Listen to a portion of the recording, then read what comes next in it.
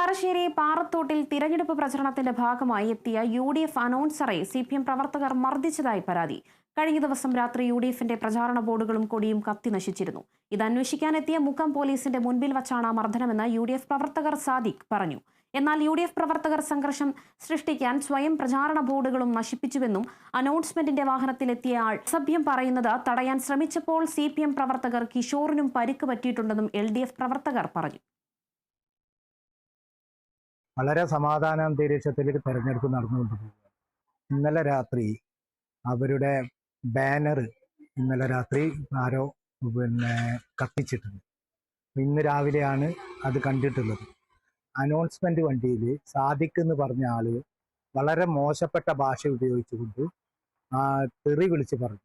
അത് ചോദിക്കാൻ ചെന്ന കിഷോറിനെ സാദിഖും വിജിയും അടക്കമുള്ള കോൺഗ്രസ്സുകാരായിട്ടുള്ള സംഘം മർദ്ദിക്കുകയാണ് ഉണ്ടായിട്ടുള്ളത്. കിഷോറിന് ഇപ്പം പരിക്ക് പറ്റിയിട്ടുണ്ട്. കിഷോറിനെ ഞങ്ങൾ അഡ്മിറ്റ് ആക്കാൻ വേണ്ടിയിട്ടാണ് ഇപ്പം വന്നത്. എന്നോട് പക കൊണ്ട് നടക്കുന്ന ആളാണ്. പണ്ട് ഇതുപോലെ ആനയാങ്കുന്ന് അങ്ങാടിയിൽ വെച്ച് എന്നെ അടിക്കുകയും മർദ്ദിക്കുകയും ചെയ്ത ആളാണ് ഈ ശ്രീകുമാർ. ബാവുണ്ണി എന്ന് പറയുന്ന ശ്രീകുമാർ നിരന്തരം നമ്മളോട് ഈ രീതിയിലാണ് പെരുമാറുന്നത്. ഇപ്പം ഇവിടെ എൻ്റെ നെഞ്ചത്ത് അടിഭാഗത്ത് വേദനയുണ്ട്. അതിൻ്റെ എക്സ്റേ എടുത്തിട്ടുണ്ട്.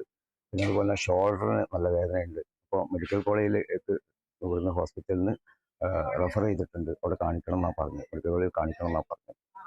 അപ്പോൾ അതാണ് അവിടെ സംഭവിച്ചത്.